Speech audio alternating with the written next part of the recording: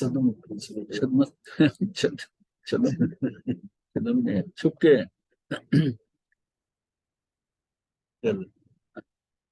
तो उससे बचने के इस प्रकार की अपनी ओर से कोई प्रयत्न नहीं होता, केवल निमित्तों या साधनों के अभाव से दोष पैदा नहीं होता। तो तीन कारण जाने थे हमने कि तीन कारण है कि निमित्तों का जो है, निमित्तों का अभाव हो जाए, दुखों का भय हो जाए, दुखों का भय हो जाए, दुख का भय हो जाए, और त्याग का भाव आ जाए।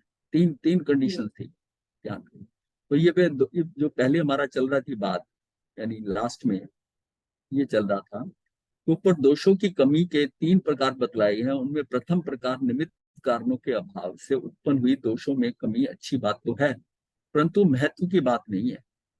क्योंकि जैसी निमित्त मिले कि ये दोष उभर कर भयंकर रूप धारण करने वाले हैं, जैसे पेट्रोल के पास आग का निमित्त, आग का निमित्त आते ही मतलब उसके अंदर भाव तो है ही है, ना होने पर पानी जैसा शीतल प्रतीत होता है, परंतु वास्तव में पानी नहीं है, उसमें ज्वलनशीलता के गुण जो के त्यों विद्यमान है। आग का निमित्त मिलते ही वो पेट्रोल जो होगा आग को पकड़ लेगा। अब जब तक आग नहीं मिली तो तब तक तो पानी है, तब तक पानी है, और उसका आग मिलते ही हो गया। तो ये पहला जो कंडीशन है कि निमित्त कारणों का भाव, जो निमित्त कारण है हमसे जो भी होता है वो निमित्त नहीं मिलते हमको, तो उसके कारण हम समझते हैं हम बड़े सही, पर अंदर तो भाव पड़ा हुआ, इच्छा तो है ना, इच्छा तो है, वो बात नहीं है। मतलब अभाव मतलब यह है कि वो चीजें मिली नहीं है आपको, पर इच्छा अंदर से है, मिल जाएगी तो उस पे आ जाओगे आप। मैं राष्ट्रपति बन जाता, प्रधानमंत्री बन जाता, मिला नहीं, मिला नहीं, भाव तो है ना अंदर। दोष से बचने के इस प्रकार अपनी ओर से कोई प्रयत्न नहीं होता, केवल निमित्तों या साधनों के अभाव से दोष पैदा नहीं हो रहे, नजर नहीं आ रहे पैदा होते, दोष पैदा नहीं हो रहे अंदर भाव के अंदर।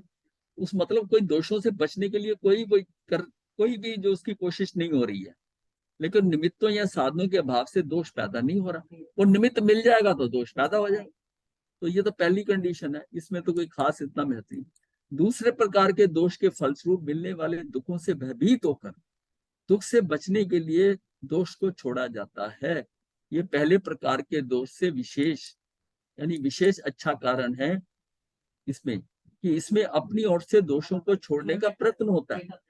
ये देखो, ये उसका जो मेघ कुमार ने जब माता पिता से बात करी थी ना, तो नरकों में कितने दुख पाए हैं, वो इस कंडीशन से दुखों का है, वो जो प्राप्त किए हैं वो उनको दिखाई दिए जाति स्मरण ज्ञान में, तो वो कहते कि मैं तो इतने दुख पा चुका हूँ जीवन, नरकों के दुख। वो कहती है ना कि दीक्षा लेने पर इतनी दुख जो होंगे आपको आएंगे, परीक्षा वगैरह आएंगे, कहता हूँ नरकों में कितने दुख पाए हैं मैंने। तो वो क्या था, वो दुखों का भय था, दुखों का भय। और एक होता है त्याग का भाव है, त्याग, इसमें दुखों का भय है, साथ में उनका त्याग का भाव भी आ रहा है कि मैं छोड़कर सर्ववृत्ति ले लूं। हाँ, तो दुख के भय से दोष सेवन का त्याग किया जाता है या व्रत नियम लिया जाता है, इसमें दोष छोड़ने का पुरुषार्थ है, फिर भी इसका महत्व नहीं है, क्योंकि इसमें दोष को बुरा नहीं समझा जाता। अब जब होता है ना भय होता है, दुखों का भय, तो इसमें दोष छुड़ाने का पुरुषार्थ है, फिर भी इसका महत्व नहीं होता, क्योंकि इसमें दोष को बुरा नहीं समझा जाता। इस स्थिति में दोष छोड़ने वाले व्यक्ति के हृदय में दोष सेवन करने के समय मिलने वाले सुख संसार त्यों के त्यों विद्यमान रहते हैं, जो पहली कंडीशन थी। उन्हें देवी ने क्या ना कि ऐस दिशा पर नहीं जाना, हाँ हाँ, भय डाल दिया, पर फिर भी उन्हें भय निकला, हाँ, तो भी चले गए वो। जिन पालित वाली का, हाँ, जिन पालित वाली, वही है। हाँ। तो पहले व्यक्ति के हृदय में दोष सेवन करने के समय मिलने वाले सुख के संसार ज्यों को त्यों विद्यमान रहते हैं, उसे दोष का सेवन सुखद ही लगता है। अब कई बार क्या होता है कि लोग इसलिए सीधे हो जाते हैं कि इंद्रियां क्षीण हो गई हैं, फिर भी नहीं जाता उनसे, तो वो फिर त्याग कर दो, उसके महत्व अलग है, मतलब पछता नहीं है, वो कहता मेरा ये त्याग, मैं तो इतना खाऊंगा नहीं, ये नहीं करूंगा। लेकिन इच्छा अंदर से अगर आज आज इंद्रियां सही हो जाए, कोई ऐसी दवाई खाई जाए उससे ठीक हो जाए, तो लग जाएगा, खाने लग जाएगा। हाँ, ये तो मजबूरी में जो हो रहा है। जैसे कि इसमें संथारे में हाँ, वो बीमारी ठीक हो गई, हाँ, तो उसका भाव आ गया उनका, हाँ, है नहीं, तो मैं संथारा खोल लूं। संथारा खोल, संथारा खोल रहा था, गुरु कहीं दूर थे, चल के आए, उसने संथारा खोला तो उन्होंने संथारा लिया उसके बदले में, और जब तक आने के अंदर उन्होंने पानी भी नहीं पिया हुआ, इतनी गर्मी से आने के बाद। और उन्होंने कहा ठीक है, तू अगर संथारे से बाहर निकलना चाहता है तो ये क्या है, ये धर्म की जो है अप्रभावना हो जाएगी, बहुत निंदा होगी, तेरी जगह मैं ले लेता हूँ संथारा। कोई ऐसी पोजीशन भी वो पुंडरीक पुंडरीक ने क्या किया था? हाँ, उसने भी वैसे तो इसका मतलब स्थितियां कैसी है, इसमें दोष को बुरा नहीं समझा जाता। इस स्थिति में दोष छोड़ने वाले व्यक्ति के हृदय में दोष सेवन करने के समय मिलने वाले सुख के संस्कार जो के त्यों विद्यमान रहते हैं, उसे दोष का सेवन सुख नहीं लगता है। ये सुख के संस्कार पड़े हुए थे, क्योंकि वह उस सुख का भोग करना हृदय से चाहता है, अतः उसे दोष सेवन करते समय जो सुख मिलता है उसका त्याग अभीष्ट नहीं है।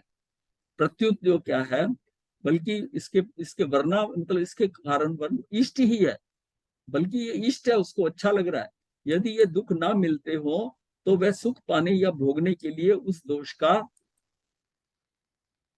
का सेवन करने को उद्यत रहता है कि मैं अगर मिल जाए उस टाइम, क्योंकि इस प्रकार दोष भीतर में जो का त्यों विद्यमान रहता है, वह दोष केवल दबता है, मिटता या क्षय नहीं होता। जो दबा है, जिसको भी आपने उपशम किया है, वो ऊपर आएगा, वो आएगा, वो आएगा। तीसरे प्रकार के दोष में जन्य सुख में पराधीनता, जड़ता, नश्वरता, नीरसता आदि दुखों का अनुभव करने का दोष की यथार्थता को समझता है।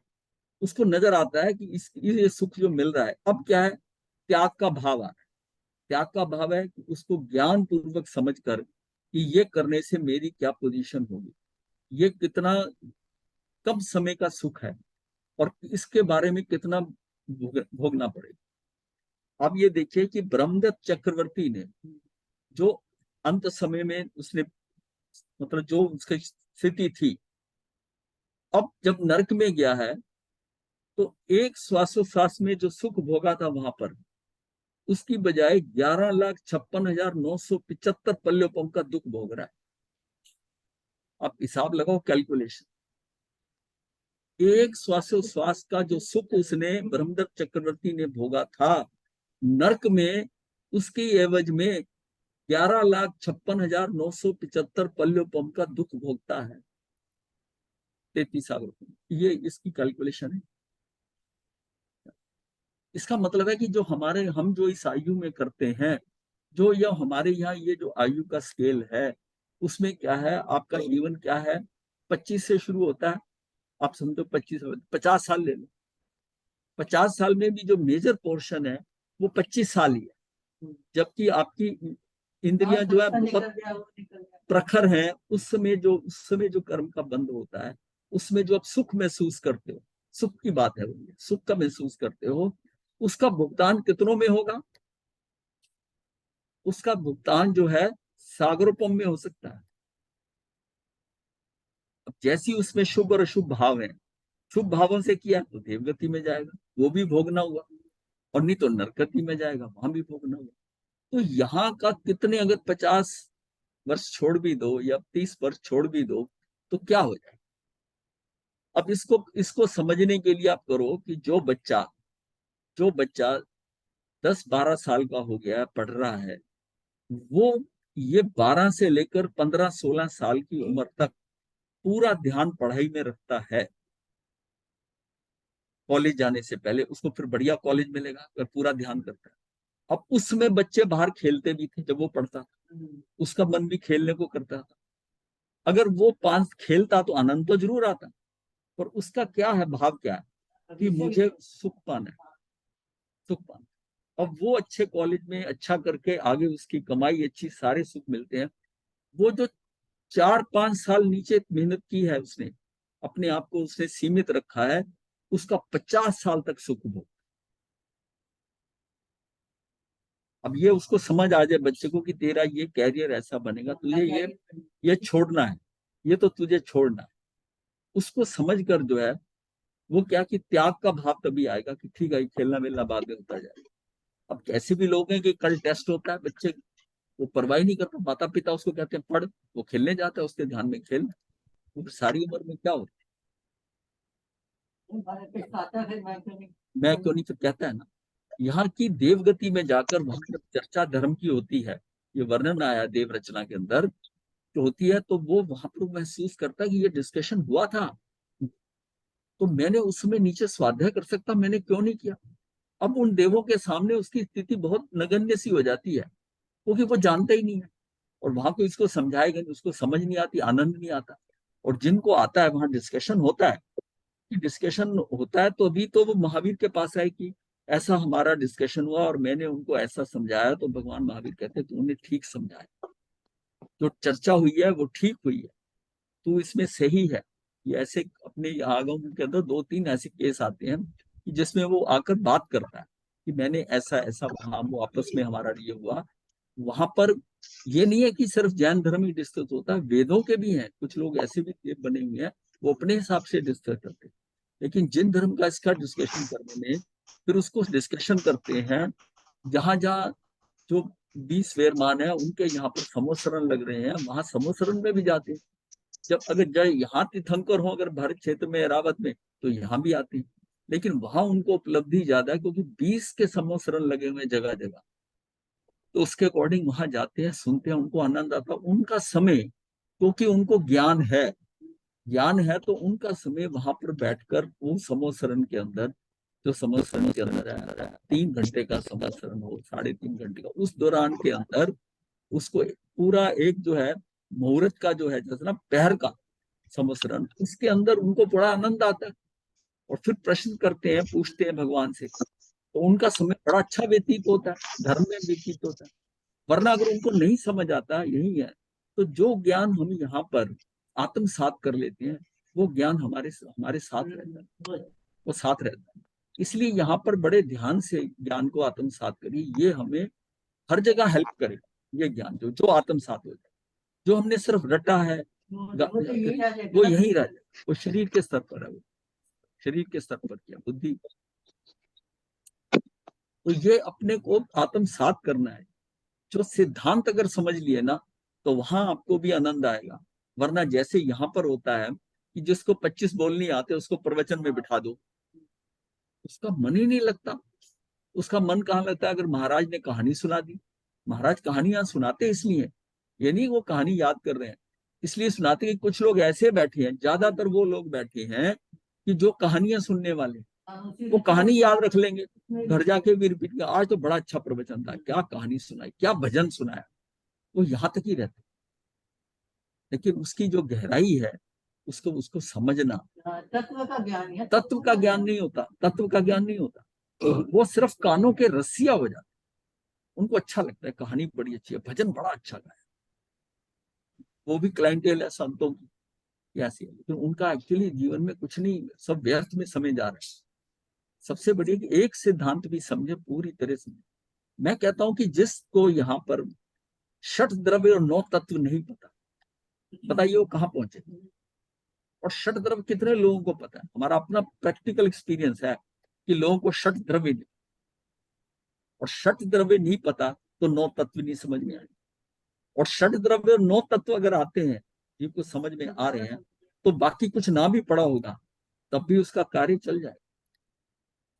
पर ये दोनों बहुत जरूरी है। पूछ के देख लो, नहीं पता,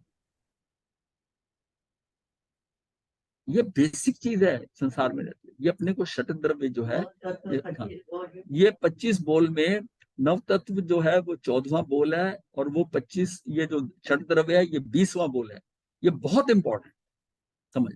वैसे 25 बोल सारे कितना आसान है, ये तो मतलब सिद्धांत है, जैन धर्म के सिद्धांत है, उसको समझना जरूरी है। उसको समझकर प्रवचन में बैठता है तो उसके पल्ले कुछ तत्व पड़े, ये नहीं पड़े। और फिर सारे यही है। और ये इतना बना दिया कि तुझे आगम पढ़ने की जरूरत नहीं है, तो 25 बोल सीख, और जहां प्रवचन हो रहा है वहां सीख। अब जो लोग इसमें जुड़े हुए, अगर इनको 25 बोल नहीं आता हो तो क्या पल्ले पड़ेगा? कुछ भी नहीं पड़ेगा। तो दोष के प्रति अरुचि हो जाती है, उसे दोष असह्य हो जाता है। देखिए, अगर कुछ नहीं जानता, कुछ पल्ले नहीं पड़ता, वो 1-2 दिन तो जाएगा प्रवचन में, लेकिन अंदर से उसका भाव नहीं होगा। और अगर उसको उसमें रस आने लगा, समझ आने लगा, उसकी पुराना जो उसका मति ज्ञान है अब नवीन जो श्रुत ज्ञान है उसके साथ एडजस्ट हो रहा है, और उसका मति ज्ञान पुष्ट हो रहा है। मति ज्ञान पुष्ट हो रहा है तो श्रुत ज्ञान बढ़िया होता जाएगा। ये दोनों एक दूसरे को सपोर्ट करते हैं, मति और श्रुत ज्ञान, तो उसको आनंद आएगा ही आएगा। फलते दोष से मुक्ति पाने में ही वो अपना कल्याण समझता है। उसके हृदय में दोष के लिए कोई स्थान नहीं रह जाता, उसके हृदय में दोष की जड़ उखड़ जाती है, अर्थात दोष का क्षय हो जाता है। तो ये कैसे मतलब समझना सिचुएशन के अंदर कि अपने को जो हमें समझ में आ गया कि ये कार्य गलत है। जैसे कल हमने एक एक्सपेरिमेंट किया कि मिठाई के कैसे कैसे दोष हैं, उसमें 4-5 लोग आए ना, तैयार हुए ना, क्या जैसा गिफ्ट। इसका मतलब जब आपको एक चीज समझ में आ रही है और ज्ञान पूर्वक कर रहे हो तो आपके अंदर से खुद भाव उठेगा। होगा, अमर भी होगा। हाँ, अगर ये भाव नहीं आए तो समझो कहीं कमी है, कहीं कमी है। अभी भी जो है वो जो है ना, मतलब उसके अंदर वो अंदर पड़े हुए हैं, रस पड़ा हुआ है, सुख पड़ा हुआ है। इतनी बात समझने को भी कि कितने कर्मों की से बचाव हो जाएगा, उसके बावजूद उस समय हम 29-30 लोग थे करीब, तो 5 ने तो हिम्मत की ना, बाकी सब सुनने के रसिया। निमित्तों के अभाव के कारण दोषों से बचने में मात्र नरक के दुखों से बचाव होता है। अब नरक के जो दुख बताए गए, क्यों बताए गए, इसको बताने की क्या जरूरत है? भगवान ने इतना बताया, पहली नरक, दूसरी नरक, तीसरी नरक, उसके दुख बताए, कौन कौन सी जीव वहां जाते हैं। ये सिर्फ अपने को इस बात का कि हमारी ये हालत हो सकती है। अगर मुझे ये ध्यान है कि मुझे सदगति में ही जाना है, अब इससे अगला टॉपिक लेंगे, सदगति में जाना है, तो उस समय आप पूछोगे कि मैं क्या ना करूं और क्या करूं। ये भाव है ना, ये भाव आना चाहिए कि मैं क्या करूं क्या ना करूं। तो इसका मतलब उसको नरक में जाने से डर लगता है ना। अगर वो नहीं डरता, इसका मतलब वो पाप, हाँ, पाप से डरना नहीं है, पाप को समझना है और उससे दूर होना है। यही डर है पाप भीरू जो कहते हैं इसे। और हम सिर्फ ना पढ़ पढ़ के वो रह जा रहे हैं, लेकिन प्रैक्टिकल में कुछ नहीं, प्रैक्टिकल में कुछ नहीं। पूरा वस्तु स्थिति समझनी है कि इतना काल के लिए मैं फंस जाऊंगा मुक्ति, बल्कि वहां चला जाऊंगा तो ये खेल सागरोपम में चला जाएगा। मुझे सागरोपम वाला नहीं है, मैं तो फिर मनुष्य बन जाऊं और ऐसे ही 2-3 भव करके ये ऐसी आयु छोटी लेकर और मेरा कल्याण हो जाए। या जब भाव करता है कि भी यहाँ से मैं, यहाँ से शरीर छोड़कर मैं महाविद्या में चला जाऊं, क्योंकि उसे पता है कि वहां कंडीशन बेटर है, वहां आ रहा चौथा है, तो तभी भाव करेगा ना, उसको ये सारा ज्ञान हो, समझ में आए। वो यहाँ से बचना चाहते हैं, क्योंकि यहाँ भरत क्षेत्र में आकर दोबारा पैदा होगा तो जो स्थिति आज है, जो आज तूने कुछ नहीं किया वो और खराब होगी। अगर यहाँ से जाने के बाद, अभी यहाँ पर इसकी 5वें आरे की है, 18,500 वर्ष पड़े हैं ना, तो हालत फिर इसमें आएगा। तो अगर तू कुछ करना है, दूसरी बार आके करना है, तो अभी कर ले, उस टाइम तो हालत और खराब होगी। छठे आरे की तो बाद में, 5वें आरे की बात कर रहा हूँ। मतलब ये लोगों के अंदर भाव है। जब वो प्रश्न पूछते हैं ना कि जी मनुष्य कितनी बार बन जाएंगे लगातार, मतलब वो इस बार को तो छोड़ दो, अगली बार करेंगे, तो लगातार मनुष्य कैसे बनता है? मनुष्य दूसरी बार मनुष्य बनना कोई आसान काम है? निमित्तों के अभाव के कारण दोषों से बचने में मात्र नरक के दुखों से बचाव होता है। यही कारण है कि केंद्रीय द्वेंद्रीय आदि अल्प विकसित जो है ना, ये अविकसित जो है, अविकसित प्राणी नरक में नहीं जाते। ये जितने भी है ना, ये जो अविकसित लिए जा रहे हैं या अल्प विकसित कहें हमें, प्राणी नरक में नहीं जाते। असंगी पचेंद्री पहले नरक के चौथे पातड़ तक ही जा सकते हैं। ऐसी स्थिति में निगोध अवस्था में जीव अनंत काल चक्र तक, अनंत एक काल चक्र जो है ना, तो 20 कोड़ा कोड़ी सागर पहुंचता है, और अनंत काल चक्र तक अगर वो वनस्पति में जाता है और बाकी 4 स्थावरों में जाता है, पृथ्वी जल वायु अग्नि, तो उसमें वो असंख्यात काल चक्र जन्म वही लेगा। तो आप देखिए ना कि यहाँ पर फंसने का कितना ज्यादा चांस है। मतलब ये भय कि मुझको त्रस्त जीव बनाऊं, एक इंद्री से बेंद्री बनाऊं, तो मुझे 2000 सागरपम का समय मिला है, टोटल 2000 सागरपम, कि इसमें तू मुक्त हो जा या आगे बढ़ जा, वरना तू एक इंद्री में जाएगा। अब सारा खेल 2000 सागरपम में, हमें नहीं पता कि जन्म करते करते हमने कितना बिता दिया, इसमें से कितना बिता दिया। अब ये हो सकता है कि वो लिमिट पे आ जाए, ये भी होता है कई लोग देवगति में चले जाते हैं, वहां से खत्म हो जाता है, वहां से केंद्रीय में जाते हैं। केंद्रीय के अंदर वायु और अग्नि में नहीं जाएंगे, बाकी 3 में चले जाते हैं। और उसमें पहली दूसरी नरक वैमानिक देव वाले स्वधर्म और ईशान का वो जाते, वो देव वहां चला। ये हमने बात इसको ये उसको बार बार इसलिए रिपीट करते हैं, आपको समझ आ जाए कि ये हमारे पास ये पैरामीटर, ये कंडीशंस हैं, ये जीवन जो मिला हुआ है, ये जीवन है हमारा, इसमें वो कई माइलस्टोन है कि तेरा 2000 सागरों में, 2000 सागरों में, पचेंद्री में तू 900 सागरों से ज्यादा इकट्ठा नहीं रह सकता, फिर विकलेंद्री में जाएगा ही जाएगा, फिर विकलेंद्री से वापस आ जाएगा। ये मैक्सिमम लिमिट है। 2000 का मतलब गारंटी नहीं है कि हर जीव को 2000 सागरों मिले। वो जन्म लेती इधर आती, फिर वापस देवेंद्री से केंद्री में जा सकता है। ये तो मैक्सिमम है कि मैक्सिमम जो है केंद्री से जो जीव निकलकर आगे थोड़ा बढ़ता जा रहा है, बढ़ता जा रहा है, उसके पास 2000 सागरपम की सीमा है। ये अब कितने लोग जानते हैं? अगर इसको ये जाने कि लगातार भव 7-8 ले सकते हैं, एक काल चक्र में 48 मनुष्य भव से ज्यादा नहीं है, तो कितने हैं? 20 कोड़ा कोड़ी सागरपम में 48 भव मनुष्य के, इससे उत्कृष्ट है ये। होने को हो सकता है 5-6 ही मिले। हाँ, क्योंकि जूड़ी क्या, अगर वो चला गया कहीं पर वनस्पति में चला गया, कहीं पर सूक्ष्म बन गया, तो फंस गया निगोद में। इसलिए निगोद यानी नरक से भी अधिक, निगोद जो है ना, यानी नरक से अधिक निकृष्ट है। अगर आप नरक में जाओगे तो, अगर 7वीं नरक, अभी 7वीं नरक में तो इतना पॉसिबिलिटी नहीं होती आज की डेट में। देखिए पहली, दूसरी, तीसरी, तो इस ऐसी जाएगा, 7वीं को ये मान के क्या कि इसके लिए जैसी सहनन जैसी प्रकृति होनी चाहिए, वो अभी नहीं है 7वीं नरक के अंदर जाना। मैं कह रहा हूँ अगर 7वीं में चला भी जाता है, तब भी उसमें 22 से लेकर 33 सागरपम की सीमा है।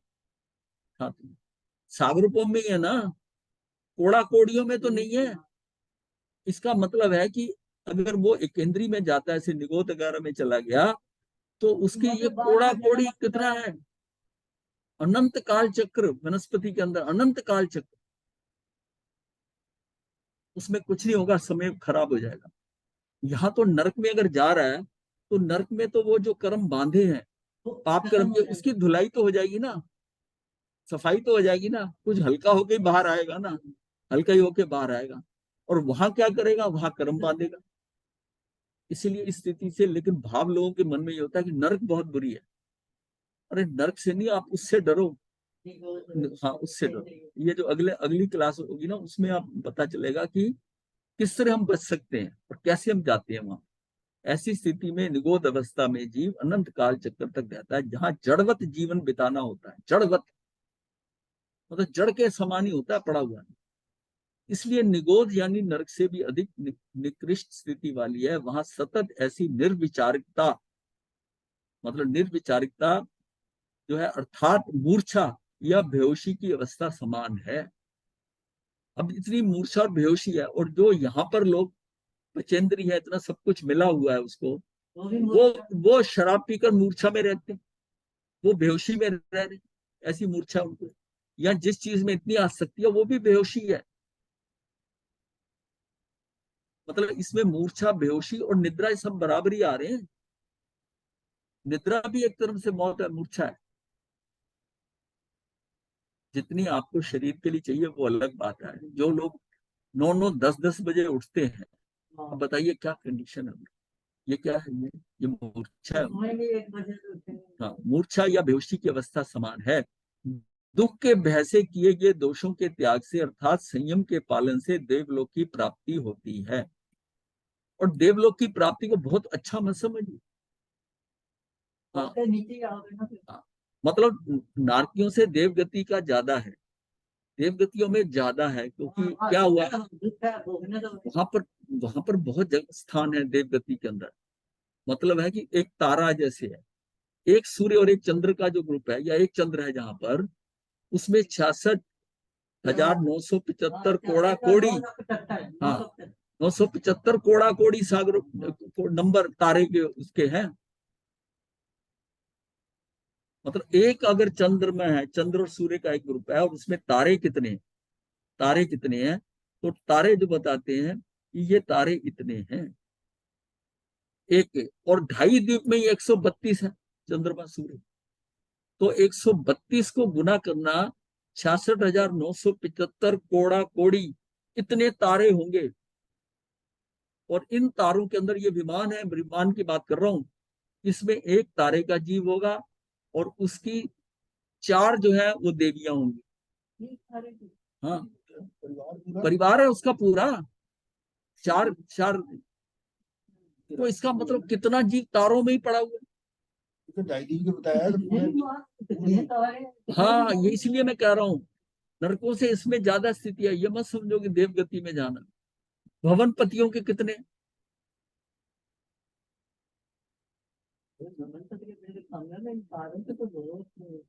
सारे भी ढाई दिन के बताए हैं। बाहर के जो बाहर कितने, ये ढाई द्वीप की बात कर रहा हूँ मैं। तो ढाई द्वीप है कितने, बाकी देखो ना कहाँ तक स्वयंभू रमन तक जा रहे हो। संख्य चंद्रमा और सूर्य है, सूर्य है, तो उसको 66,975 से गुना कर दो, गुना करोगे तो कितना जीव हो गया। एक तारे का नहीं पता, तारे एक तारे कितने ये पता नहीं है ना, तो फिर देवगति को कितना अच्छा क्या मान रहे हो, वहां क्या करते रहोगे तारों के। क्योंकि वो तो टाइम पास, इसको यहाँ आप जैसे कहते हो ना टाइम पास, तो टाइम पास हो रहा है और कर्म बन रहे हैं।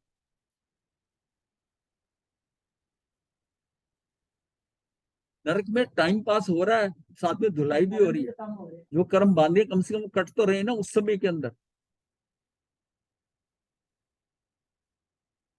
भाई धुलाई अगर होती है तो तीसरी नरक से निकलकर जीव जो है वो तीर्थंकर बन सकता है, तीसरी तक का निकला। इसका मतलब इतनी धुलाई हो गई ना, इतने दुख जो उसने जिंदगी में कुकर्म किए थे, पाप किए थे, वो सारे धुलकर और मार गया। और तीर्थंकर जो है, या तो वो देवगति से आएगा तब तीर्थंकर बनेगा, या नरगति से आएगा। मनुष्य से आकर और त्रेन से आकर तीर्थंकर नहीं बनता।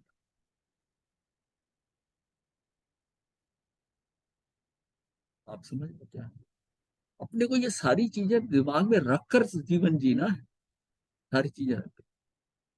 मिथ्या दृष्टि जीव इसी प्रकार दोषों के त्याग रूप संयम का पालन कर 9 ग्रेवे तक यानी 21वें देवलोक तक जाता है। मिथ्या दृष्टि जीव इस प्रकार दोषों का त्याग रूप संयम करता है, संयम लेता है तो 21वें देवलोक तक जाता है। श्रावक का जो रहेगा वो 12वें देवलोक तक जाएगा, वो भी श्रावक श्रावक के व्रत वाला।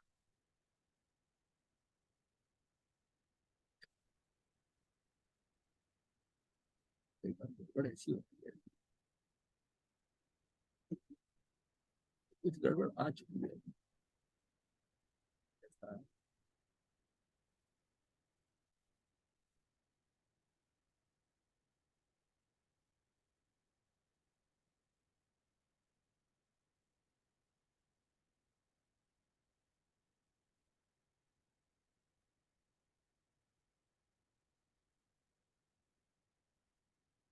चेक कराना पड़ेगा तो। ये होगा, यही चल रहा है इसमें तो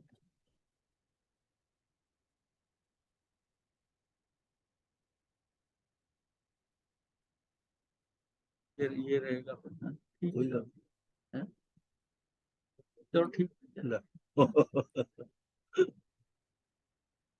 मतलब ये सिस्टम में कुछ होता है।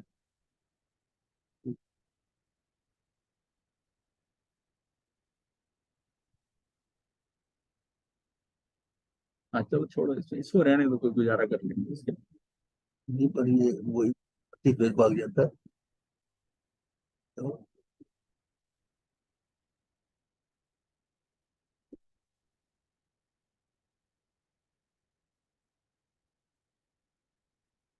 अच्छा, यहाँ हम कर रहे थे, कहाँ गया 21वें दिन?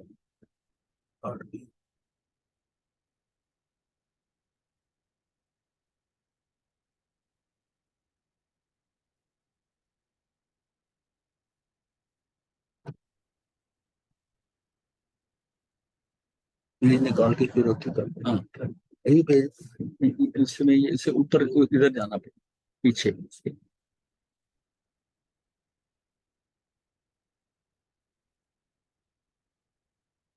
आगे आगे और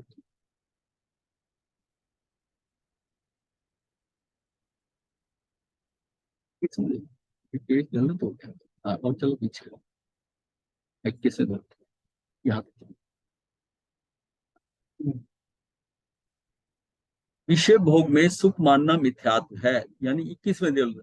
अतः देवलोक के विषय सुखों की प्राप्ति के लिए संयम लेना या संयम का पालन करना भी मिथ्यात्व है। अगर देव बनने के लिए, अगर विषय सुखों की प्राप्ति के लिए कि वहां के सुख हैं, तो ये भी है। अवंता मुनि थे वो, जिन्होंने भाव करा था कि पद्म कुलम विमान में जाऊंगा, उनको जाति सिमरण ज्ञान हो गया। और उन्होंने, ये अवंता मुनि दूसरे हैं, वो वाले नहीं जो जो जिन्होंने लोटा पानी को बनाया, नाव वाले नहीं। तो उन्होंने मन में, गुरु ने कहा नहीं तू ऐसा भाव मत कर, नहीं वहां सुख बहुत पाए थे। तो ये भाव अंदर हो गया कि मैं पद्म कुलम विमान में जाऊं। और उसकी कंडीशन ये थी कि जिसमें उनके कांटा पैर में लगा और जंगल में वो पेड़ के नीचे ध्यान करने गए, तो जो श्रृंगालिनी थी, यानी भेड़िया की शी मतलब है, हाँ, गीदड़ में, गीदड़ क्या, तो ये थोड़ा फर्क होता है गीदड़ और भेड़िए में। तो वो जो है, वो खून को चेक करती करती और दो बच्चों के साथ वहां आ गई जहां पर ये खड़े थे। और खून चाटते चाटते उन्होंने सारे शरीर को खा लिया और वो ध्यान में रहे। ये स्थिति अगर आप कंपैरिजन करो तो गज सुकमाल के शरीर से जैसे है, या जिनकी पूरी खाल उतारी गई थी खंदक बनी, उसकी जैसी कंडीशन इनकी हुई कि वो नोच नोच के खा रहे हैं और ये ध्यान में पूरा खा रहे। लेकिन अंदर भाव क्या था, मुझे पद्म कुलम विमान में जाना, वहीं गए। और वो स्थिति ऐसी थी कि अगर ये होता कि मैं मुक्त हो जाऊं, मुझे कहीं नहीं जाना, तो मुक्त हो जाए, इस स्थिति के अंदर मुक्त हो जाए। इसका मतलब भाव क्या बैठा हुआ है, मतलब मुक्ति के लिए इच्छा रहित तो होना पड़ेगा। इच्छा थी उनकी।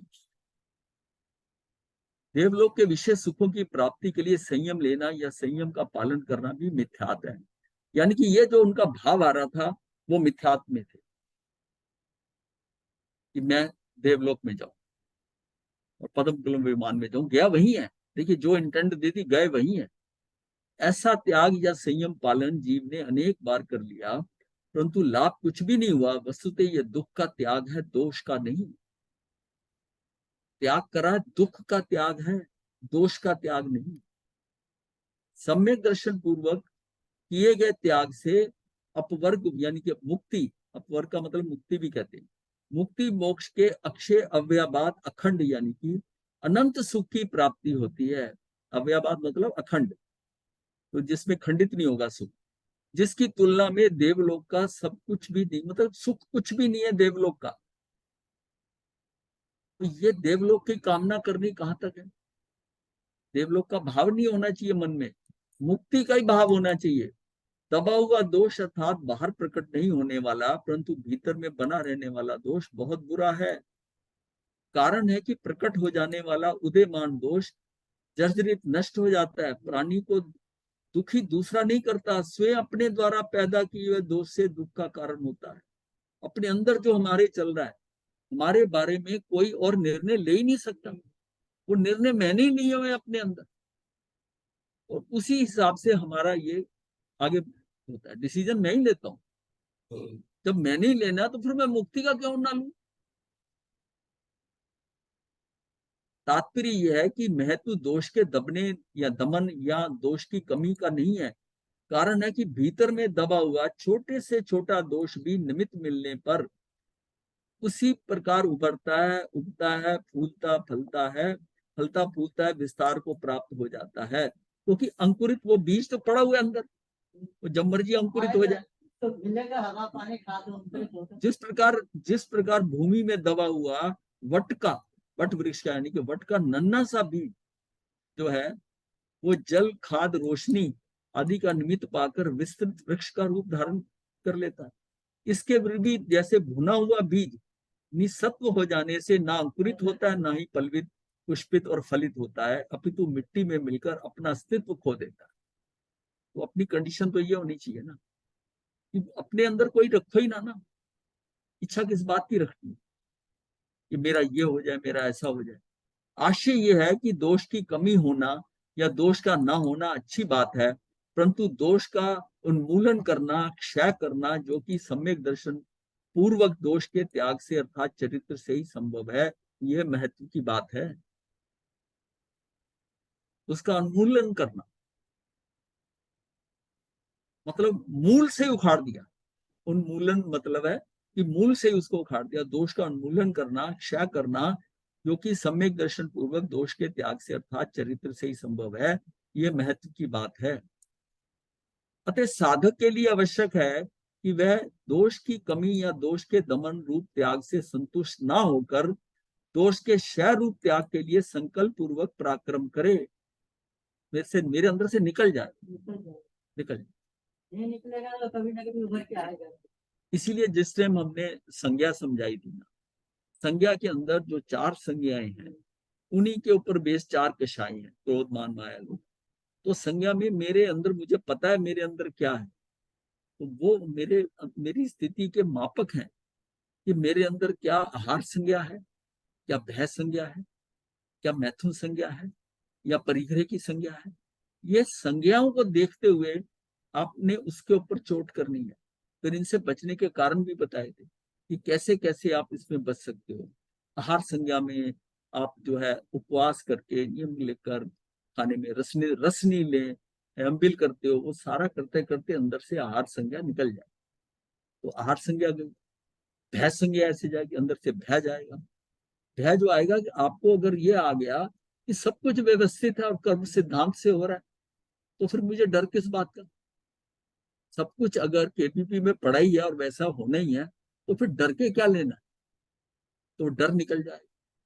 मैथुन का भाव है कि भाई कौन किसी के ऊपर अधिकार कर सकता है, कौन किसी को किसी के ऊपर ओवर पावर करना है, यानी कि उसको कर सकता है, कौन किसको कर रहा है, सारे लिंगातीत हैं। तो फिर ये क्या है, मन में भाव है, ये भी निकल जाता है। और परिग्रह का मतलब है कि तेरा एक परमाणु को भी तू अपने रख नहीं कर सकता, उसमें अधिकार नहीं कर सकता। तो तू फिर ये इकट्ठा कर लिया, वो इकट्ठा कर लिया, ये मेरा, वो मेरा, कुछ नहीं। अब इस तरह अपने आप को ऑटो सजेशन से आपको उन चारों में से निकालोगे, उन चारों में से निकालोगे तो चारों कषाय कम होंगे आप। क्योंकि जैसे आहार संज्ञा, तो आहार संज्ञा के साथ मान पड़ा हुआ है। भय संज्ञा तो उसके बेस पे क्रोध आपके कषाय है। अब अब अगर इनको इनको चारों को अगर लेके और 4 ये है, तो आपके पास एक बहुत बढ़िया टेस्ट है अपने आप को चाहिए। इसको जब हमने एक शब्द दिया था आपको कि आप अपनी आत्म चिकित्सा कर सकते हैं, अपना इलाज खुद कर सकते हैं, और उससे आप ये समझें कि मेरे अंदर कौन सी चीज ज्यादा है, जो ज्यादा है उस पर काम करना है। और ये भी कहा था कि एक्चुअल में जो आपकी सबसे कम होती है ना, आप उसका प्रदर्शन कर दें। मान लिया आहार संज्ञा कम है, अब तो धड़ाधड़ तेला भी करोगे, अठाइयां करोगे, ये करोगे, उससे भी करके, और उसमें क्या होगा कि अंदर जो है बाकियों पे आ जाएगा कि मैं इतना कर सकता हूँ, ये भाव आ जाएगा। तो ये तो ऑलरेडी आपकी कम है, ये देखो कि उसमें कौन सी और ज्यादा है, उसके ऊपर काम करना। कम से कर हम वो क्रेडिट लेने की कोशिश करते कि यस मैं कितना बड़ा महारथी हूँ, वो तो ऑलरेडी कंट्रोल में है। ये बात समझनी है। और ये आपने खुद अपना चेक करना है कि मेरे अंदर कौन सी कहाँ ज्यादा है। होंगी चारों ही, पर कौन सी ज्यादा तीव्र है उस पर मैं कार्य करूं। अच्छा, ये चारों एक दूसरे को सपोर्ट करती हैं। आप एक को कम करोगे ना, आपने जैसी आहार संज्ञा कंट्रोल की, आहार संज्ञा पे आपकी रसनेन्द्री कंट्रोल में आई, अब तो आपकी रसनेन्द्री कंट्रोल में आई तो आपके अंदर विषयों की कमी हो गई और आपकी मैथुन संज्ञा कम। तो ये सारे पैरेलली चल रहे हैं, ये सारे। और ये हमने इसको बात किया कि केवल ज्ञान होने से पहले ये चारों ही कन्वर्ट होंगे, अनंत ज्ञान, अनंत दर्शन, अनंत सुख, अनंत वीर। जब तक ये पढ़े तो अनंत ज्ञान हो ही नहीं सकता, अनंत दर्शन नहीं हो सकता। हर संज्ञा खत्म होगी, जीरो हो जाएगी, तो तब जाकर अनंत ज्ञान हो। भय निकल गया अंदर से तो अनंत दर्शन हो जाए। मैथुन संज्ञा निकल गई, अनंत वीर्य हो जाएगा, आत्मशक्ति बढ़ जाएगी। और परिग्रह निकल गया तो अनंत सुख हो जाए। जितना परिग्रह कम है, जितना आपके पास सामान कम है, उतना सुख बढ़ जाएगा। यही कन्वर्ट होते हैं। जब तक ये चार है तो ये चेतना के अंदर हमारे मलिनता है। एक एक, और ये आपको किसी से बात करने की जरूरत नहीं, आप खुद अपना चेक कर कर अपना एक्शन लें। मैं खुद का हाँ, तो दोष के क्षयरूप त्याग के लिए संकल्प पूर्ण पराक्रम करें। ये पराक्रम करना है, इसलिए इसको जान के पराक्रम करना है, कोई उल्टा पराक्रम नहीं करना। मुक्ति का उपाय त्याग है।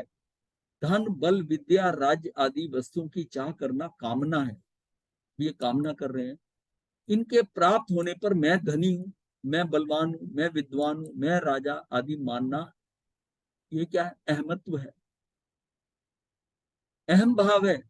ये धन मेरा है, मेरा बल, मेरी विद्या, ऐसा मानना ममत्व है, ममता है। यही कामना, अहम भाव, ममत्व भाव दुख के कारण है, क्योंकि कामना उत्पन्न होते ही चित्त अशांत हो जाता है। पूरी नहीं होती ना, तो रहेगा। ये अशांति का दुख कामना पूर्ति न होने तक बना रहता है। ये शांति का दुख, तो अगर कामनाएं अंदर हैं तो ये शांति है। जब कामना पूर्ति हो जाती है तो जिस वस्तु की प्राप्ति से कामना प्राप्त हुई, उस वस्तु के प्रति अहमत्व का, ममत्व का भाव उत्पन्न हो जाता है। परंतु धन, धाम, धरा, शरीर आदि जितनी भी वस्तुओं को हमें प्राप्ति होती है, जितनी वस्तुओं की हमें प्राप्ति होती है, प्राकृतिक नियम अनुसार उनमें प्रतिक्षण बदलाव होता ही है।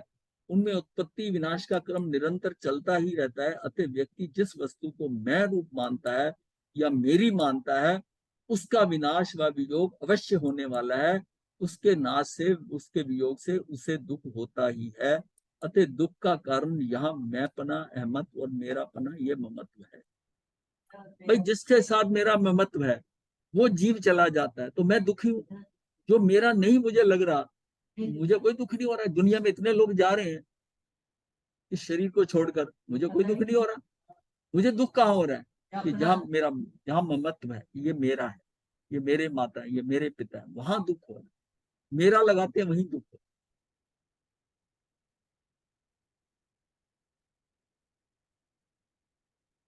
इस मैंपन व मेरेपन के त्याग में ही दुख से मुक्ति है, सुख व शांति की प्राप्ति है।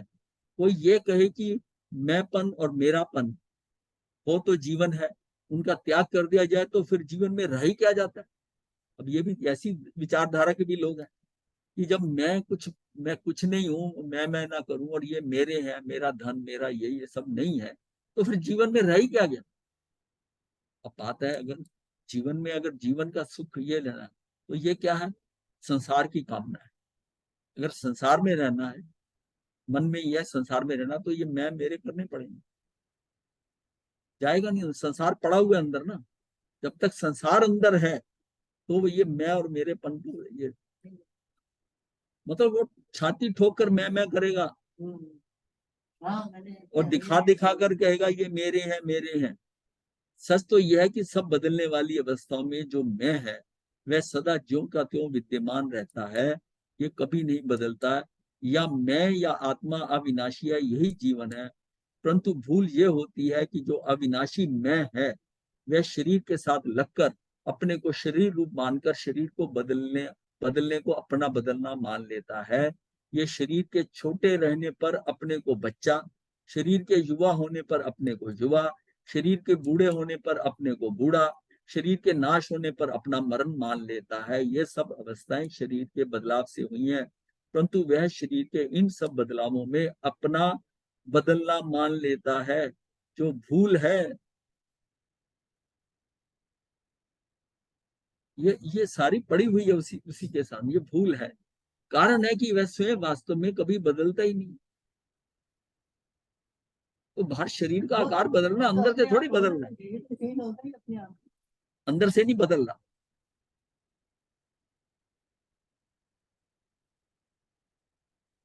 यह अविनाशी तत्व मैं या आत्मा जब विनाशी वस्तुएं शरीर धन आदि के मैं रूप या मेरा मान लेता है, अर्थात शरीर के अस्तित्व को अपना जीवन मान लेता है, धन के होने से अपना जीवन मान लेता है, तो उसमें उसमें उस मैं या आत्मा का शरीर व धन के साथ तद्रूपता का संबंध हो जाता है। वो बस शरीर को ही समझता है सब कुछ, क्योंकि उसको उसी के साथ है। मेरा शरीर सबसे क्लोज मेरा क्या है, मेरेपन का मेरा शरीर इसी में है, कोई सबसे ज्यादा इसी में ही है, जिससे वह शरीर व धन से बंध जाता है। दूसरे शब्दों में कहें तो पराधीन हो जाता है। वो अविनाशी चेतन आत्मा उन वस्तुओं के अधीन हो जाता है जो अचेतन व नाशवान है, जिनका वियोग अवश्यम भावी है।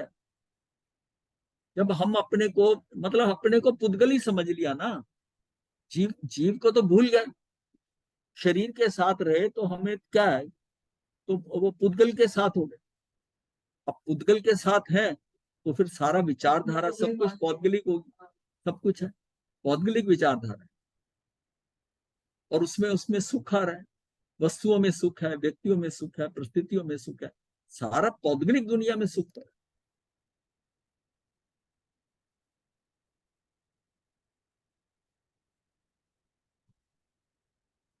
वह अविनाशी चेतन आत्मा उन वस्तुओं के अधीन हो जाता है जो अचेतन व नाशवान है, जिनका वियोग अवश्यम भावी है। अपने जीवन को इन वस्तुओं के आश्रित या उनके अधीन मान लेना, इनको मैं मेरा मान लेने को ही परिग्रह कहा गया है। परिग्रह ही पराधीनता है, पराधीनता के दुख से छूटने का उपाय है वस्तुओं में स्वामित्व भाव व मेरापन हटाना।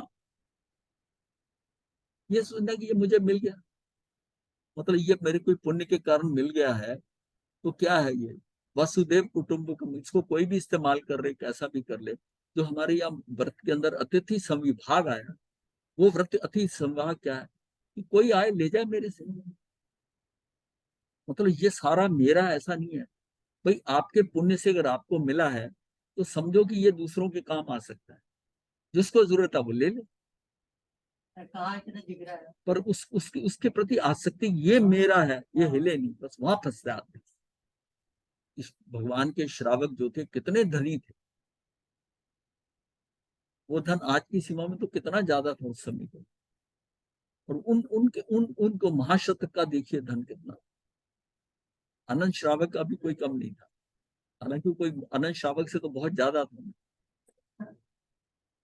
तो अब उसको देखो ना कि उसके कारण तब भी उन्होंने बांट कर जैसा करा, और एक बार जब धर्म समझ में आया, ये श्रावक क्या थे कि भगवान के संपर्क में आते ही उसको समझ आ गई, समझ आई तो ये हुआ कि सर्ववृत्ति तो नहीं ले सकते हम, ये ले सकते हैं पर ये हम छोड़ सकते हैं। हाँ लिमिट तो रखती ना, लिमिट हाँ रखती। उन्होंने देखो ना, उस जब जब हम ये ऐसी बात करते हैं तो आहार का लिमिटेशन हो जाती, सीमा बांध दे आहार की। अच्छा, ये मैथुन संज्ञा इससे भी बचाव हो गया, व्रत ले लिया, परिग्रह का भी सीमा सीमा कर दी सारी। तो देखते देखते काम तो उन चारों पे ही हुआ ना, हाँ वही नहीं कह रही उन चारों पे ही हुआ। लिमिट हो गई, मर्यादा हो गई। हाँ, तो ये सारी बातें, और फिर उन्होंने कितनी साधना की है, उसके बाद में कितनी साधना की। अगर वो साधना जितनी की है तो ये अगर सर्ववृत्ति ली होती तो हो सकता मुक्त हो जाए, कि जितना उनको अवधि ज्ञान हो गया था, वो अवधि ज्ञान जो गौतम स्वामी को लगा कि ये आम हो नहीं सकता, नहीं हो सकता। श्रावक को नहीं हो सकता, इसका मतलब उनकी स्थिति वो थी। और अब एक भव करके अभी जो है पहले देवलोक में 4 पल्योपम किया है, और वहां से निकलकर वो ये महाविद्य में जाकर सारे के सारे मुक्त होंगे। सभी 4 पल्योपम में गए, डिफरेंट डिफरेंट विमानों में गए हैं, लेकिन वो पहले देवलोक में 10 के 10 श्रावक।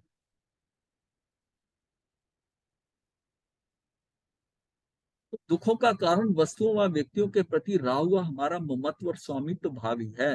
ममत्व या मेरेपन को छोड़ने पर दुख से मुक्ति और सुख की प्राप्ति संभव है।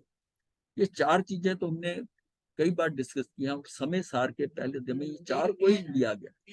मेन है अहमत्व भाव, मैं करना, मेरे मेरे करना, स्वामित्व भाव, कर्तृत्व भाव और भोक्तृत्व भाव, ये चार निकालने किसी तरीके अपने में से। शुद्ध आत्मा, इसको कहते हैं एकत्व विभक्त आत्मा।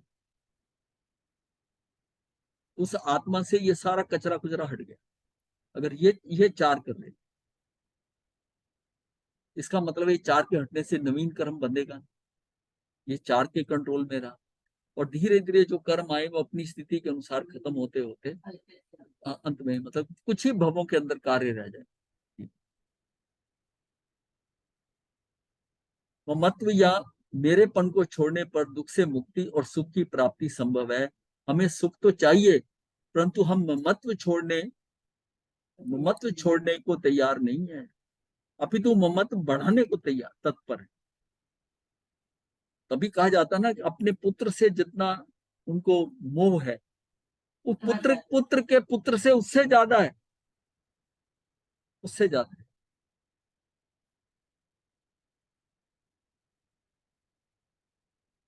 हमारा परिचय कम है तो अधिक परिचय बढ़ा लेंगे। जैसे संचय परिग्रह है, वैसी परिचय भी परिग्रह है। अंतर इतना ही है कि संचय से वस्तुओं का संबंध जुड़ता है और परिचय से व्यक्तियों का संबंध जुड़ता है। तो ज्यादा व्यक्तियों को जानते हैं जो बहुत पॉपुलर हैं, जिसको ज्यादा नाम याद है, ये भी है, वो क्या है, वो व्यक्तियों से जुड़ जाते हैं। अब संयम लेने के बाद में धन से छूटे व्यक्तियों से जुड़ गए। जहां एक एक जगह जा रहे हैं, वो फलाना क्या है, कौन क्या है, वही मिल रहा है, उसका नाम बता देना, उसका ये कर रहे हैं, क्या है, ये परिग्रह है। परिग्रह कैसा है, ये संबंधों का संबंध जुड़ते गए। फिर संबंधों की इतनी डिटेल है कि ये कौन है, इसकी ससुराल कहाँ है, इसका ब्रदर-इन-लॉ कौन है, इसका ये है, उसको बता देना, उसको साफ की तेरा ये है, तू वहां का है ना, तू यहाँ का है। इतना इतना परिचय बढ़ा रखा है। जहां संबंध है वहां बंध है, संबंध में भी तो बंध है। जहां संबंध है वहां बंध है, बंधन है।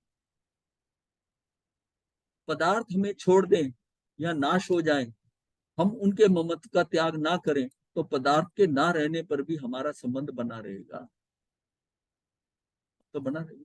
कई चीजें आपसे चली गई हैं, जा चुकी हैं, अब फिर उसको कोरिलेट करते हो, बताते हो कि ये था, मेरा ऐसा था, ऐसे था, मेरे पास ये भी होता था, मेरे पास ये भी होता, वो पड़ा हुआ है अंदर। वो मरने के बाद मेरे साथ पीछे गाड़ी में बैठी हुई है। महाराज जी, हाँ जी, आपने बोलिए। आज एक बड़ी अच्छी बात बताई कि जितना हम परिचय करते हैं वो भी एक परिग्रह है।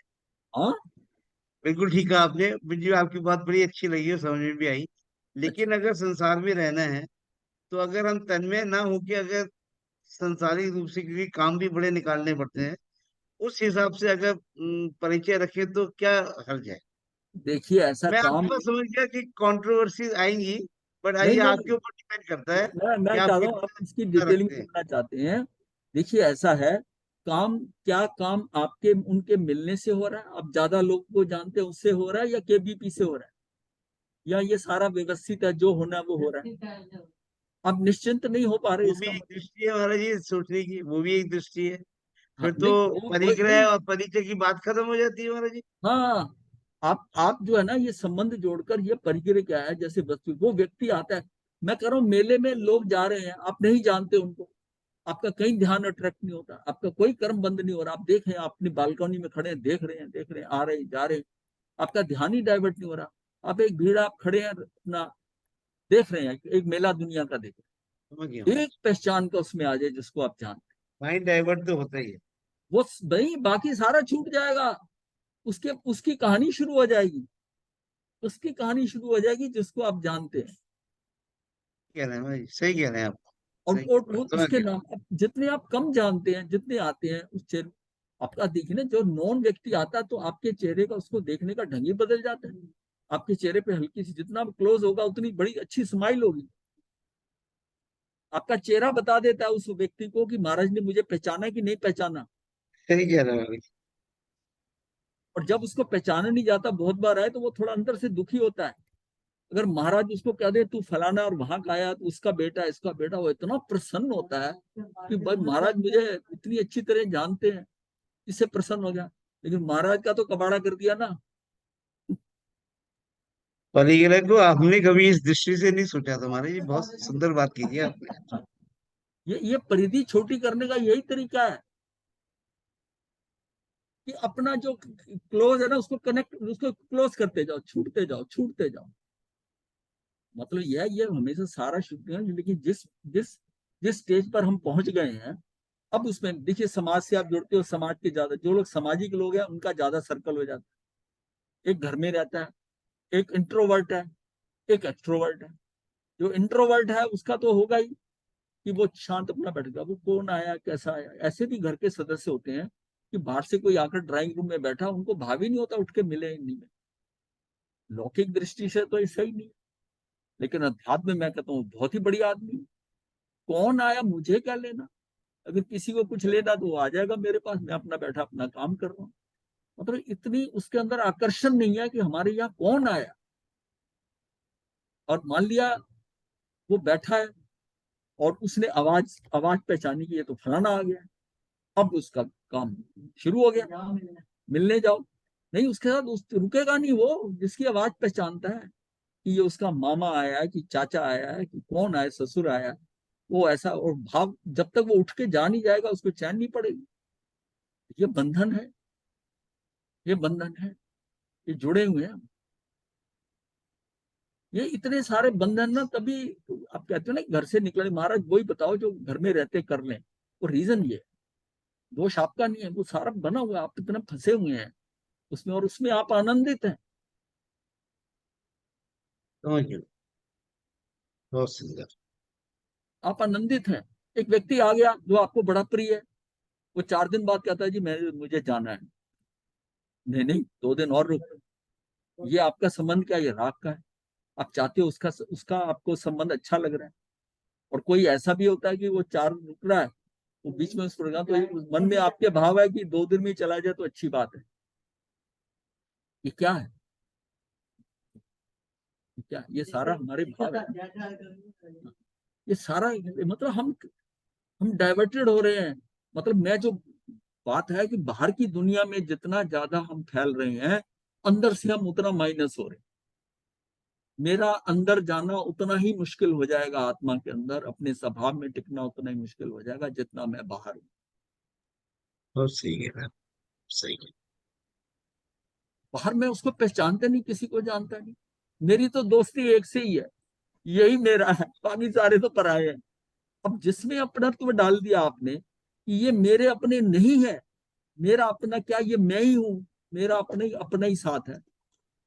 अपना अपने के साथ रहे तो बहुत बढ़िया है, तो उसमें जाने का चांस ज्यादा बने, बाहर से डाइवर्शन नहीं हो। आप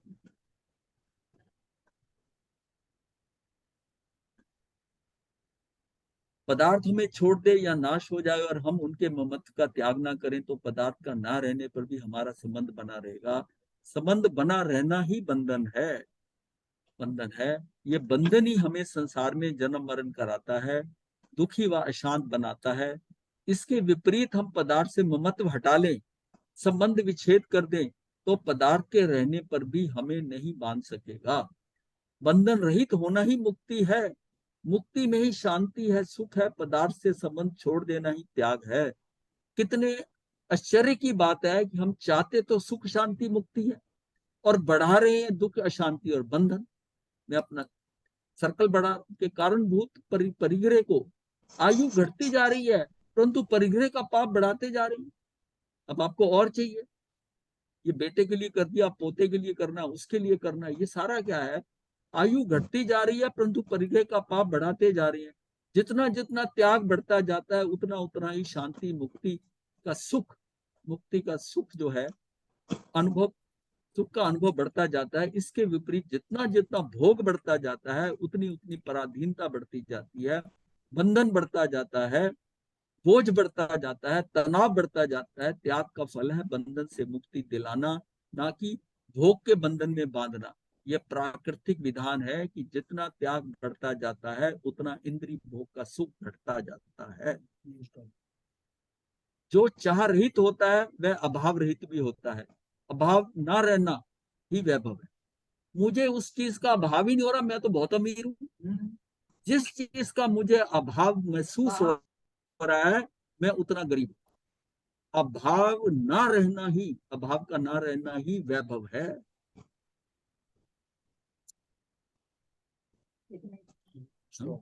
बहुत बढ़िया बात है गुरुदेव जी। मुझे आपका ना रहना ही। इस काली पट्टी पे क्लिक कर।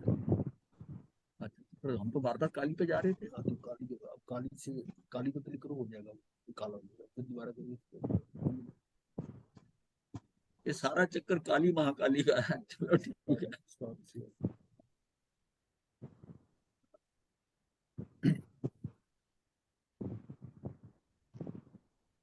अब क्या बढ़ाना है आपने विपिन जी, क्या बढ़ाना है धर्म आपने? ज्ञान, धर्म ज्ञान, हाँ, आत्मज्ञान, बस आत्मज्ञान बढ़ाना। दो ही आज फोकस है हमारी। थोड़ा बहुत प्रोफेशन, क्योंकि वो रोजमर्रा के लिए जरूरत है, और तो आत्म, दो ही काम करता हूँ महाराज जी नहीं, आजकल बस। हाँ only two jobs, no socialising, हाँ, नथिंग। बस मैं तो इसलिए आप, आपकी परिग्रह की भाषा इतनी सुंदर तरीके से आपने समझाई हमारे जी, हमने कभी इस दृष्टि से सोचा भी नहीं था। और ये बहुत फैक्चुअल करेक्ट बात है आपने जो कही है। आज हमें पहली बार मुझको इस बात का वो हुआ एहसास कि ये भी, इसको इस दृष्टि से भी समझा जा सकता है। हाँ समझा। और वो बिल्कुल करेक्ट है। हाँ, ये आपको फील होगा कि आप जितना कटते जाएंगे सर्कल छोटा सही कह होता रहे हैं जा हमारे रहा जी। है।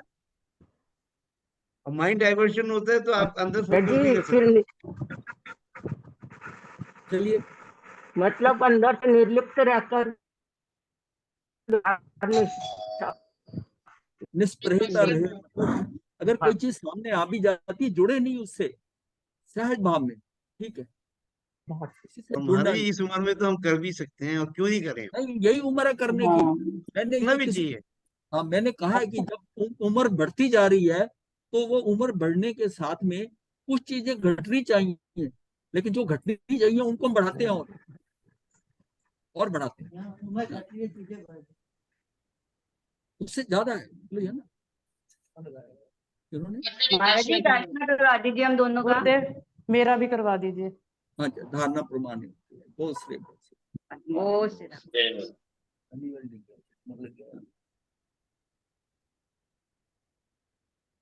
अजय जी ठीक चल रहा है? जी गुरुदेव, बहुत बढ़िया गुरुदेव, अनंत ही अनंत। बाकी आपका प्रवचन सुन के जी महाराज साहब और ज्यादा प्रेरणा मिलती है, जो चीजें करना है वो और आगे बढ़ने की प्रेरणा मिलती है। ये प्रवचन नहीं है, ये लेक्चर, ये जो है ना, जी महाराज साहब ये वही है, प्रेरणा ही है हमारे ये तो ज्ञान है मतलब, प्रवचन से ऊपर है गुरुदेव। शैली और होती है। ये तो ज्ञान दे रहे हैं आप सब। हम तो प्रवचन से भी ऊपर है। हम आपसे चर्चा कर रहे हैं, आप फुल्ली अलाउड हो कि तो कभी रास्ता दिखा रहे हैं मतलब आप।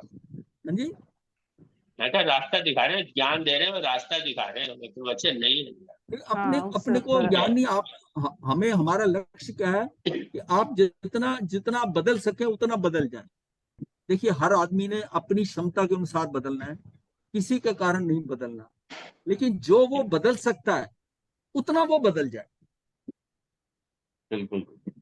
महाराज जी ठीक है। इतने सालों से हम सुनते आ रहे थे कि अंदर जाओ सही, मतलब आनंद वहां है, बाहर नहीं है। हम सोचते थे ये सब बकवास है। लेकिन समय के साथ समझ लीजिएगा, या केवीपी समझ लीजिएगा, ये एक्चुअल फैक्ट और ट्रू है। हाँ, हमने एक्चुअल में जब तक आप कोई बेस नहीं बताओगे ना किसी को, और फिर उसके तत्व ज्ञान से वो अपने आप पकड़ेगा, उस बात को पकड़ेगा। और हिल जाती है महात्मा जी, महाराज जी शिवरिंग फीलिंग आती है डेली। कर अब क्या रहे अब हैं। अब मुझे ये बताइए कि ये सारा जो है ना, ये दूसरी बार हुआ है। हाँ, हाँ पहले जी। भी किया था। जब पहली बार हुआ था इतने जोर से नहीं, मैंने, मुझे पता था आपका जो है ना, इसको जस्ट ऐसे ले रहे हो, इसको ज्यादा अगर माइन्यूटली अगर करेंगे तो कहीं पर आपको डिसइंटरेस्टेड ना हो जाओ। एक एक बार हमने ना फ्री रन, ऐसा ट्रायल रन कर दिया, अब हमने दूसरी बार ऐसा कर रहे हैं। अब आप में जो नॉलेज आ गई ना, अब आप देखिएगा कि अगर जब कई समय मिला और ये तीसरी बार सारा रन कर दिया हाँ हमने, तब आप पूरा समझोगे कि तब आपकी स्थिति क्या होगी। आज आप वो शब्द जो है, जो पहले सुन चुके हैं, उस टाइम आप उसको पकड़ नहीं पाए थे, आज आपने खुद ही पकड़े। इसका मतलब अंदर बदलाव हो रहा है। मुझे यहाँ से पता चलता है कि ये बदलाव हो रहा है, और बदलाव होकर क्योंकि आपकी अब ग्रहण शक्ति, ग्राही शक्ति जो है वो कुछ डिफरेंट हो गई, अब थोड़ी सूक्ष्मता में पकड़ पा रहे।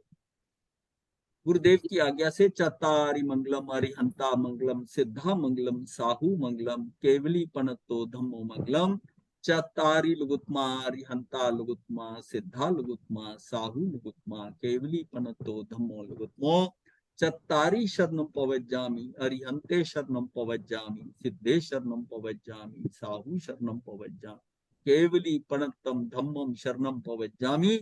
ये 4 शरणे दुख हरने और न शरणा कोई, जो भव प्राणी करे आचरण उसका अजर मन। तेन नथी वरना गुरुजी बदनाम आ रही थी।